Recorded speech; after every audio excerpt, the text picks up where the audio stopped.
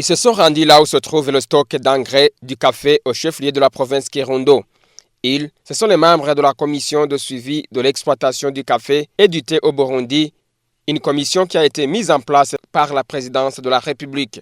Ces derniers ont vu les sacs qui contiennent l'engrais qui est déjà en péremption. Le directeur du bureau provincial de l'environnement, de l'agriculture et de l'élevage à Kirundo a fait savoir que c'est l'ODK, Office pour le développement du café, qui a distribué cet engrais qui était déjà périmé. Nous avons ici ces quantités émanant de l'ODK. À la question de savoir pourquoi ils ont accepté de réceptionner cet engrais en péremption, Rivuzimana Leonidas a répondu en disant: Le magasinier qui reçoit les quantités amenées par l'ODK, il n'est pas agronome.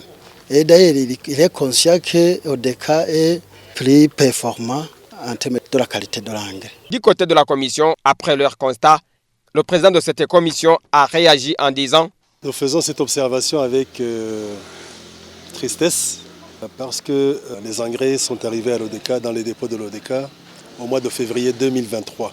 Ces engrais auraient dû être distribués auparavant. Là, on constate que malheureusement, ces engrais n'ont pas été distribués à temps. Je tiens à noter qu'il y a encore des engrais à Bujumbura.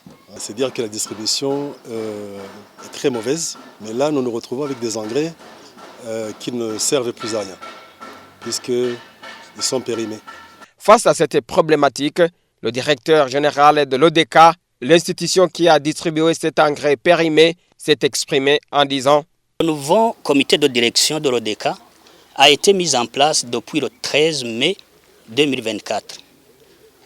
Nous ne sommes pas entrés en fonction alors que le NPK, prix souffre d'engrais, est déjà distribué dans les différentes BPAI. Donc nous ne sommes pas responsables de la péremption de cet engrais. Au moment où cet engrais du café en péremption s'observe déjà dans toutes les provinces du pays, Fumokeko indique ce qui se suivra.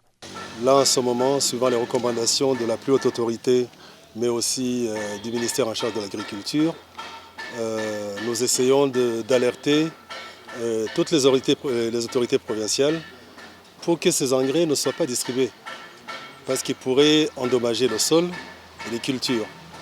En partenariat avec l'ODK, parce qu'en ce moment nous travaillons vraiment comme une équipe, de la même manière avec le ministère.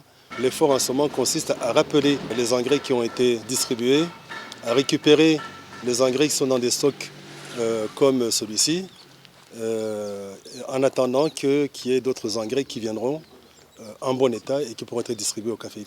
Nous faisons le constat et nous avons l'obligation de remettre notre rapport à son Excellence le Président de la République, avec des recommandations bien claires. Les personnes responsables devront répondre de leurs actes, conformément à la loi burundaise. Mais il est hors de question qu'il y ait impunité dans ce sens-là. Ces engrais qui sont arrivés au mois de février 2023 ont coûté plus de 10 milliards de francs. C'est un montant qui est très très important. Donc on ne peut pas laisser des gens jouer avec un montant pareil et jouer surtout avec la rentabilité du secteur café. La nouvelle équipe de l'ODK s'engage à ne plus tomber dans cette erreur. L'engagement du nouveau comité de direction est qu'on va mettre en place une stratégie avec l'équipe que son Excellence a mis en place pour appuyer l'ODK dans le suivi de l'exploitation du café d'Ité pour que les engrais puissent être disponibles à temps et être distribués dans la population à temps. La commission qui a été mise en place par la présidence de la République pour suivre de près tous les défis qui se trouvent dans ce secteur du café sillonne pour le moment dans toutes les provinces du pays pour constater ces défis.